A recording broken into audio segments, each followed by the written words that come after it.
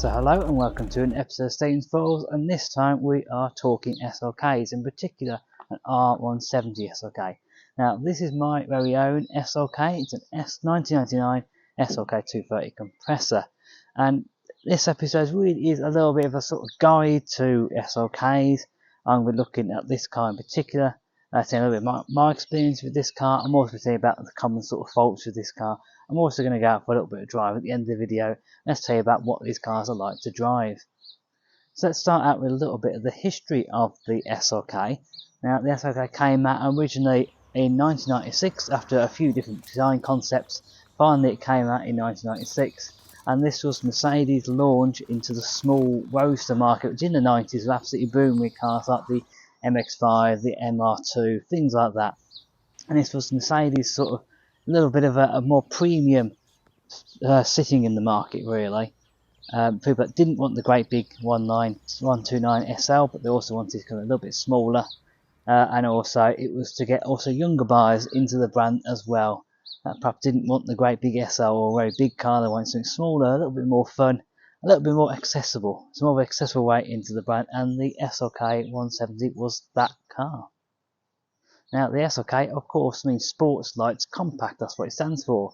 However, this wasn't actually the first time that Mercedes had done a small version of their SL, so this is the compact version of the SL. Originally they'd done a slightly shorter wheelbase 190 SL, which was based on the 300 SL. So they did that for a little bit and they never really followed on with that. They just went to Big Oda, never really did a smaller SL from there. So it was quite a big step that Mercedes took. It wasn't something that was based on an SL, they sort of shortened just, and this is actually a whole new ground up design. Talking about all new designs, one of the party pieces, and this is the thing that I was really proud of, was this roof. Now this is called the Vario roof, and it's a folding hardtop, which is wasn't the first car to have this on, but it was quite innovative at the time. It was the first sort of mass produced car as such, much as these were produced in mass, that would fold away into the boot. I think you sort of sacrifice a little bit of boot space, but then you do gain the protection all year round, and when you're in bad weather you don't have any soft tops. The soft tops are going to get damaged over time. So I had a few different few benefits to it, really. It's also worth pointing out that actually now these sort of hard tops are very much going out of fashion now. Mercedes themselves have completely gone away from it in the latest generation SL, and they've gone back to a folding soft top now. There are a few different reasons for that. Mainly one is to do with weight. Now, so these folding hard tops, it is metal instead of a fabric soft top. You also do have to have, I think there was one that, I don't know if it's the Mercedes one, but there's one that had 17 different motors to control this. So as you can imagine, it adds an awful lot of weight to the car. And also, you do have to have quite a big boot to store all this in, and to be able to have a little bit of boot space for luggage as well. So you can actually make the end of the car, the back end of the car, more aerodynamic, because this is a very boxy, squared off back end. Whereas actually if you get rid of all this, have a soft top, you don't have to worry about that anymore, and you can just have a nice rounded rear end. So I often talk about pre-facelift and post-facelift cars. Mercedes made the pre-facelift from 1996 to 2000. They then made the post-facelift from 2000 to 2004. Now there are a few different ways that you can tell. Obviously one's the engine. Obviously if you see it's got a 320 or 200, you know it's going to be a post-facelift car. However, there are a few subtle ways from looking at a car you can tell that it's actually a pre or post-facelift car. So this one is a pre-facelift car, it's a 1999 car. So we can see right at the front we have slightly different bumpers. We also have all around the sort of bottom of the car, you have these painted black plastic parts. The particular one is painted. Obviously the normally would come as a sort of just plain black plastic. So you have one at the front, one down the side, and you also have it on the rear bumper as well. Another way you can tell is that because this one has the indicators on the wing here, on the post-facelift cars you have them built into the mirror. That is something when I've been trying to find a new mirror for my passenger side, I've had to bear in mind that I've had to make sure it's a pre-facelift one. The other thing that some people don't like, some people try and change it, is this handle. Now obviously on the pre-facelift cars this is a black handle. On all the post-facelift car they did colour code them to the paint job, so this would be a silver handle, for example, if this was a post-facelift car. The only other thing is just around the back of the car you have this slightly ugly looking button for the boot release. whereas the boot release was actually built into where the lights are for the number plate, just underneath this little lip here for the handle for the boot. So let's talk about what engines were available. Now this is a pre-facelift car, and here in the UK you can only get one engine and one gearbox option. So you can only get this, which is the 2.3 supercharged compressor engine with a 5-speed automatic gearbox. Now it was all changed when the facelift came out in 2000, because Mercedes had people complaining that this engine wasn't quick enough. They wanted a slightly bigger engine. There's also people saying it wasn't quite cheap enough. It sat quite high in the market. So to answer that, Mercedes introduced a 200 compressor engine. It was slightly cheaper to buy. Also came with a 6-speed manual gearbox for the first time as well, which you could have, I believe, in the 200, the 230 and the 320. And Mercedes also introduced for the first time a V6 option, the 320, the 3.2 naturally aspirated V6. Now if that wasn't quick enough for you, AMG also stepped in at this time. And you could actually, they basically strapped a supercharger onto it, so the same compressor supercharger, and they strapped it onto the engine to make the 32 AMG, and those are the cars out of all these that are the most sort of desirable almost, and the most sort of sought after. So what are the reasons that you should buy? What are the positives about this car? Well, this was one of the last of the over-engineered Mercedes-Benz. Now, Mercedes have always been known for doing fantastic designs, very over-engineering their cars, and this was from the last era, that before they had the sort of dark period in the early 2000s where the accountants took over. Now, proof of this over-engineering is, of course, this roof, which you already touched upon. Now, this roof, again, Mercedes could have gone and just done a fabric soft top. Nice and easy, simple, but Mercedes like, no, we're not going to do that. We want to do something different. We want this car to have a USP, and that's where this folding top came in. Now, another positive, this car is a fantastic cruiser. It doesn't it doesn't drive like a cheap car. It feels like you're driving a very expensive car. Bearing in mind I bought this car £500. I couldn't quite believe I got a car like this running, driving with an MOT, roof was working for £500. And they really are quite a little bit of a bargain at the moment. Now, the SLK came out in 1996, so early examples of this now are starting to approach 30 years old. This particular one is going to be 25 this year. So the one advantage of that is that they are considered to be a bit of a modern classic. Now, they aren't necessarily as desirable as something like a Z3, a TT or a Boxster. However, they are starting to get a little bit more sort of well known. And good examples of these can sell for well over £10,000. We'll come on to prices in a little bit. So I definitely think if you're going to buy one of these cars, you're going to look after it, not do a massive amount of mileage in it, keep looking after it, keep up to the maintenance, and keep up with like the things like any bodywork issues that creep up. It definitely could be a really good investment. Now, I can't guarantee what prices are going to do in these cars, but I definitely think that if you buy a decent car, one of these, maybe £2,000-3,000, you aren't going to lose money. I don't think values can fall that much. Now, as I just mentioned, examples of this car are nearly 30 years old, so things do go wrong with cars of that age. And one of the things I found with this car is that actually parts are really easily available, but that does come with a word of warning, because I had the fan control unit go on this car, which apparently is quite a common issue. One of the things that actually I found from Mercedes themselves, it knew was £200 plus VAT. So you're looking at nearly £250 basically. So I went on eBay, managed to find a genuine Mercedes part, second-hand one, £40.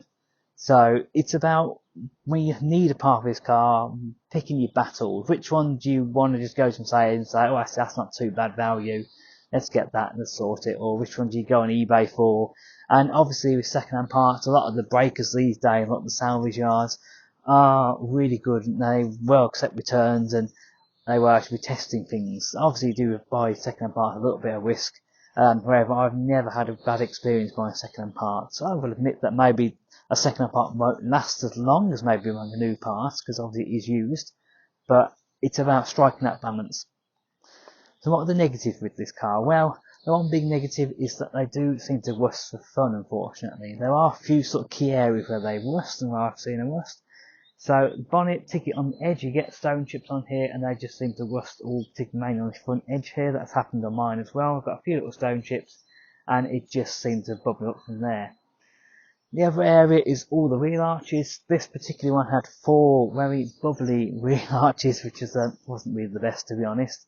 But again, you can get that sorted relatively cheaply as long as the rust isn't that bad. It was just a little bit of bubbling rust like on this one.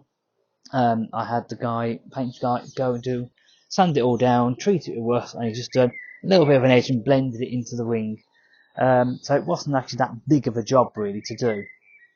However, if you find that the wings, if the rust has all come over the top of the wings, you might be easy buying whole new panels, stick the front wings off the back one. That's a little bit more tricky, but essentially you could potentially actually place the whole wing, which is, I think, wings about £70 to £100 last time I checked.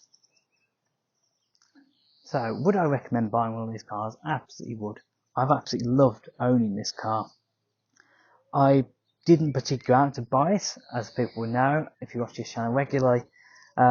It sort of was an opportunity that came to me. I just couldn't say no to it. A little cheap sports car, £500. When it drove, had MOT, the roof worked. I couldn't say no to it. I've had to put a little bit of work, a little bit of energy into it. Would I do this project again? Probably would. I think the only caveat to that would be that I know quite a few people in the motor trade that I've pulled in favours for, and they've been able to do the work, and I've been able to source second-hand parts, really actually get this car delivered on quite a tight budget. If I didn't know that and I was just going to a random body shop, again, they would have charged me more money. It's balancing this one between whether I would have bought this car for £2,000 or whether I would have bought it for £500 with issues. £2,000 car might still have a few little issues that I can sort of work on, but it wouldn't have all the sort of bodywork issues. But anyway. So if you're willing to go and actually buy one of these, what would be the things that I would go and look out for? And the one thing I've looked at is rust. I've already mentioned they do rust quite badly. I would just make sure you check all around the bonnet. I'll check underneath all the wheel arches to make sure that they have had a good quality repair. There's no rust there as well. Next thing I'll be looking at is service history for this car. Has it got service history? It's always good to know someone's actually looked after this car. That's fairly generic advice really, but particularly the car where parts are quite expensive. It's always good to check that it has a regular oil service. It's been looked after. Check the MOT history. Has it failed lots of times? Has it had simple fails, but things like tyres. Again, check things like the tyres. If someone put good quality tyres on the car, again, they've spent a bit of money on it. Do things like that. That's all very generic sort of stuff. The other thing I would do is once you've seen all that, gone for the paperwork, a quick walk around the car, you start testing things like the electronics again. Now, there are not that many electronics compared to some modern cars, but there's still enough on here that can cause you a few headaches if you're not too careful. So I'll just make sure all things like the air conditioning works, make sure the electronics on the inside work, and obviously please make sure you test this roof. Now, these roofs are fairly reliable. They can go wrong though, and they can either be really simple, easy fix, or they can be quite complicated and they can be quite expensive. So just bear that in mind. Just check that the roof does work. Next thing I would be is obviously make sure you can try and take this car out for a test drive. Obviously it's not always possible buying from a private buyer, but if they haven't got anything to hide, if they're a perfectly honest person, they should be able to take you out for a drive in this car. Even as a passenger, you'll be able to see how this car feels. Now, I would recommend looking at things like, does the engine sound smooth? Does it pull nice and linear? Remember, this is a supercharged car as well, so this should actually feel nice and linear, the power. It's not like it's got a turbocharger, we get a bit of lag sort of coming in early revs, and then it sort of kicks in about sort of 2,000-3,000 revs. Does it pull through the gears nicely? Try and make sure you can get up to sort of 50 or 60 miles an hour at least to make sure it goes up into those sort of 4th and 5th gears. So what would you be willing to pay for this car? Well, this one was £500. Probably real bottom of the market. You don't see many below £500. So anything below £1,000, I would say, probably going to need a bit of work. It might be a little bit of a project. For a decent car, you'll be looking probably around £2,000 to £5,000. Anything above sort of 5,000, I would say, is a car that's like less mileage. And then you get the other end of the market, which is cars that are plus £10,000. Now those are cars that have ridden very low mileage, maybe sub 10-15,000 miles. And you also get the 32 AMG as well. That's well over £10,000 for one of those. So, as you can see, we've come out onto the open road now. It's a lovely, sunny spring morning. So I thought, let's get the roof down. Idle time to get the roof down. Which brings me on to the first point about this interior of this SLK. Because people often say it's really small when you get in, and granted, when the roof is up, yes, it is small, but you can literally look up and you've got infinite amounts of headroom now. So that's the first point I will say. So let's get on to how this car actually drives. Now, as I've said before, it's probably more of a cruiser than it is a sports car as such. But I think where this car is sat in the market, I think it's a slightly more premium car than the MX-5s. And granted, the MX-5s, Z3s, all that probably drive a little bit more sportier. But it doesn't mean this car feels numb. It still feels like you can have a bit of fun in it. It's got a quick engine, notice about 7 seconds, 7.3, something like that. And it doesn't, so it's not a slow car. And it also does handle quite well. It's a very well composed car. It doesn't wallow around the corners like my SL, for example. Its still feels quite tight. It still feels quite sharp, and it still feels slightly direct, but just not quite as much as maybe you would think a traditional sports car has. But the other thing I'll also mention while we're about things from Type and Sharp, there's not a single squeak or rattle in this car, and it goes back to what I mentioned at the start of the video really about this was one of the last of the over-engineered Mercs. Not only did they try and strive to be technologically the best, but to actually be the best in their quality. And one of the things I will say, I don't think this car is as well built, quite as well built. I still think my newer B-Class and my newer SLK are quite well built, but I don't think they're quite as well built as this. I think this is a better built car, and that's a controversial thing to say. But yes, I mean, I'm doing 60 down the road here. Yep, absolutely fine. Going straight as an arrow. No squeaks, no rattles. It keeps up with modern traffic very well. You've also got cruise control and a speed limiter as well, which I have used and sat doing 70 in the motorway. They work absolutely fine. So it's coming down to a 30 zone, just 6, put a foot down. There you go, kicks down.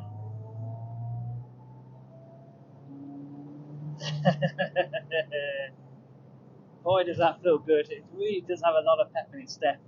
And because this engine is supercharged, of course, you get the power right down from a low end.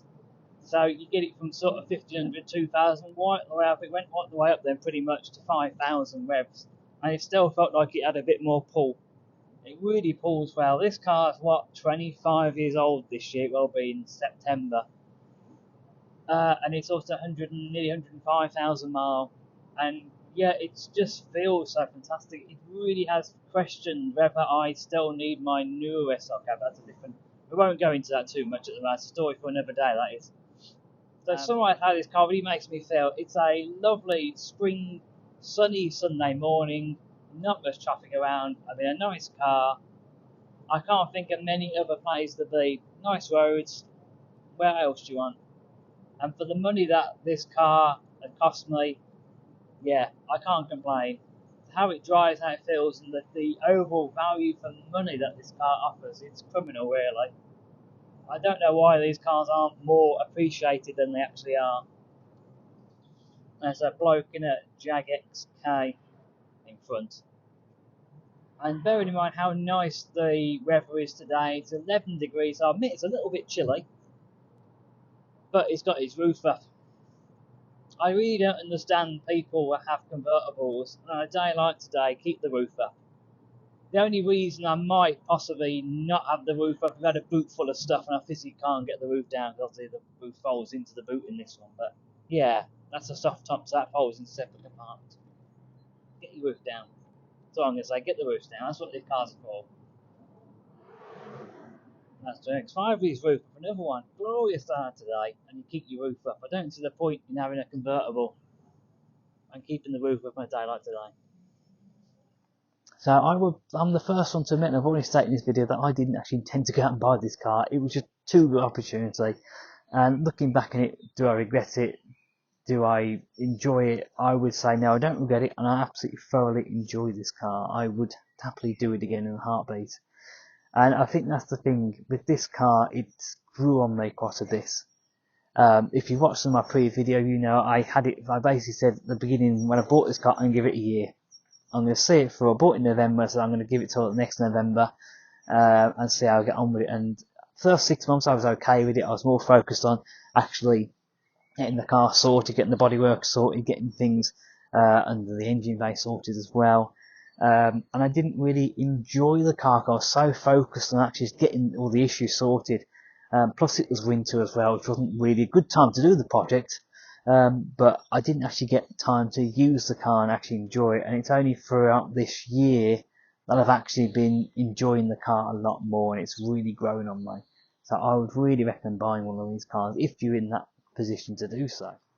Now, if you want to know a bit more about SLKs, I have documented most of the work I've done to this car on my YouTube channel. So there is actually a playlist on this car. So it starts at the top when I actually bought it, and I do a walk around of the car, and then we'll also look at some of the issues and how we've sorted them, and also do some of the drives and some of the things that I've done since I've been starting to enjoy this car a little bit more. So that brings us to the end of our little sort of review, buyer's guide, whatever you want to call it, of this R170 SLK. As ever, if you enjoyed the video, make sure you put a like on there. If you've got any questions about this car, or if you're looking to buy an SLK and you've got some other questions as well, please make sure you pop them in the comments below. I'll do my very best to answer them. And as ever, hit that subscribe button to see more of me, more of the SLK. And it's going to be goodbye from me, goodbye from the SLK, and we will see you next time. Goodbye.